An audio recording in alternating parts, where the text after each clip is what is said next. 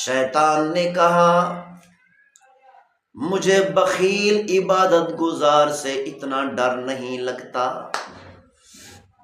جتنا گناہ گار سخی آدمی سے ڈر لگتا ہے۔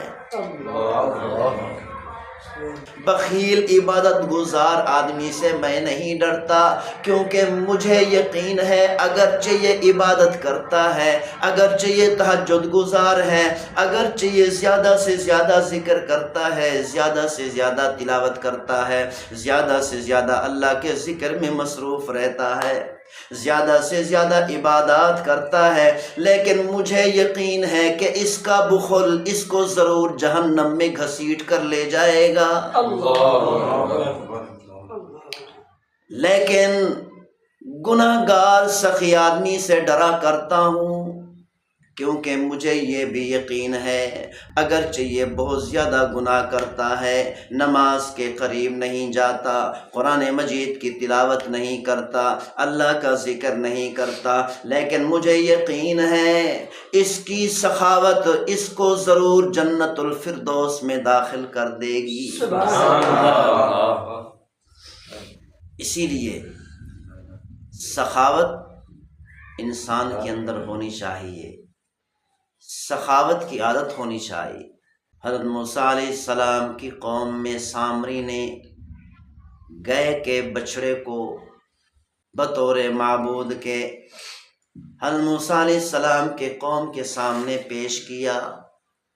حضرت موسیٰ علیہ السلام کوہ طور پر کتاب لینے کے لیے گئے ہوئے تھے، اس سامری نے حضرت موسیٰ علیہ السلام کی ساری قوم کو شرک کے اندر مبتلا کر دیا، گائے کے بچڑے کی عبادت میں مبتلا کر دیا، اتنے بڑے گناہ کے اندر مبتلا کرنے کا ذریعہ اور سبب بنا۔ حضرت موسیٰ علیہ السلام واپس تشریف لائے، اپنی قوم کو اس طرح شرک کرتے ہوئے گائے کے بچڑے کے سامنے سر جھکاتے ہوئے سجدہ کرتے ہوئے دیکھ کر دہل کر رہ گئے، دیکھ کر دنگ ہو کر رہ گئے۔ حضرت موسیٰ علیہ السلام بہت سخت ناراض ہوئے اپنی قوم پر، اپنی قوم کو سمجھایا توبہ کر لو، استغفار کر لو، اللہ تمہیں معاف کر دے گا۔ ساری قوم توبہ کرنے کے لیے تیار ہو گئی، ساری قوم استغفار کرنے کے لیے تیار ہو گئی، اپنے گناہوں سے معافی مانگنے کے لیے تیار ہو گئی، اپنے پروردگار کو راضی کرنے کے لیے تیار ہو گئی۔ حضرت موسیٰ علیہ السلام نے ہاتھ جوڑ کر کہا اے میرے پروردگار میری قوم کو معاف کر دے، میری قوم توبہ کرنے کے لیے تیار ہے۔ تو اللہ تعالیٰ نے فرمایا اس وقت تک ہرگز ان کی توبہ قبول نہیں کروں گا جب تک ان کو قتل نہیں کیا جائے گا۔ انہوں نے شرک کیا ہے، گائے کے بچڑے کے سامنے اپنا سر جھکایا ہے، گائے کے بچڑے کو اپنا معبود مانا ہے، اتنا بڑا گناہ کیا، اسی لیے میں ان کو معاف نہیں کروں گا، ایک شرط پر معاف کروں گا کہ ان سب کو قتل کر دیا جائے، ان سب کے سر تن سے جدا کر دیے جائیں۔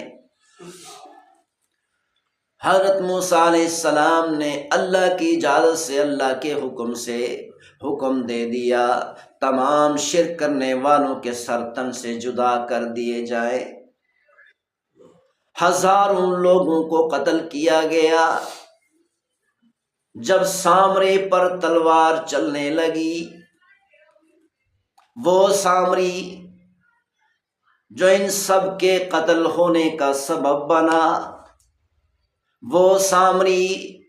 کہ جس نے ساری قوم کو گمراہی کے راستے پر لا کر کھڑا کر دیا، وہ سامری کہ جس نے بچڑے کے عبادت میں ساری قوم کو مبتلا کر دیا، وہ سامری جس نے ساری قوم کو شرک کے اندر مبتلا کر دیا، جب اس پر تلوار چلنے لگی حضرت جبریل علیہ السلام آ گئے، آ کر کہنے لگے اے اللہ کے نبی، اے اللہ کے پیغمبر، اللہ کا حکم ہے اس سامری کو قتل نہ کرو۔ حضرت موسیٰ علیہ السلام نے فرمایا یہی وہ سامری ہے کہ جو ساری قوم کو قتل کرنے کا سبب بنا، یہ وہ سامری ہے کہ جس نے ساری قوم کو اتنے بڑے گناہ کے اندر مبتلا کر دیا، اس کو تو سب سے پہلے قتل کرنا چاہیے تھا۔